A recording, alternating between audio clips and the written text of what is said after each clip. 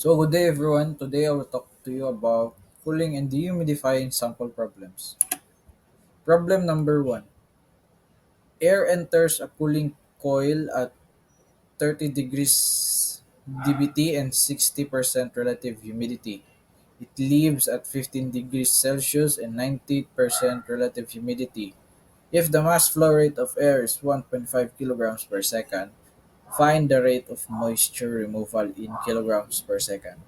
So, nata given nga T1 nga ga-enter is equal to 30 degrees Celsius nga na ay 60% relative humidity.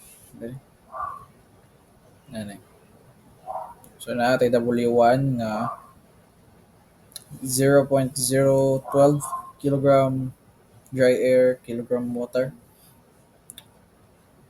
Next, atong T2 nga 15 degrees Celsius nga na ay 90% relative humidity. Dali. So natay W1 nga 0.008 kilogram of dry air, kilogram water. Ay baliktad. Kilogram of water over kilogram of air. Ano ito yung mass dahil nga 1.5 kilogram per second. So, ang gipangita raman kay moisture removal. So, nato yung solution nga MW is equal to MA times W1 minus W2, which can be solved as 1.5 times 0.012 minus 0.008, which is equivalent to 0.006 kilograms per second of moisture.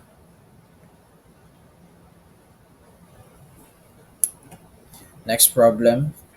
An HVAC unit supplies 1.5 kilograms per second of air. The inlet air has humidity ratio of 0.019 kilogram over kilogram and leaves the cooling coil with a humidity ratio of 0.012 kilogram kilogram.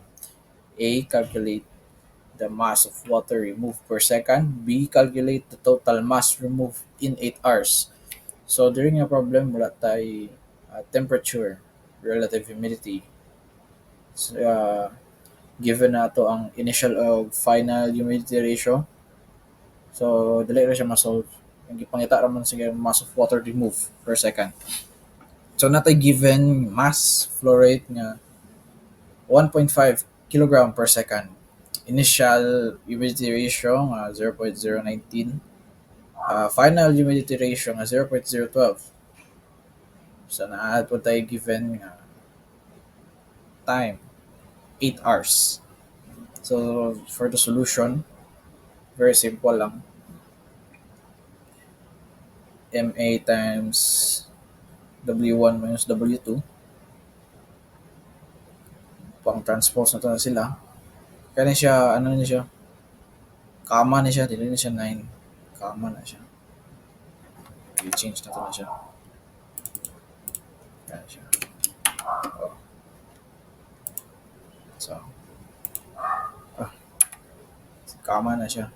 So, 1.5 times 0.019 minus 0.012. Natay final answer nga 0.0105 kilograms per second. So, para makalculate ito itong total mass, i-time siya na ito na siya sa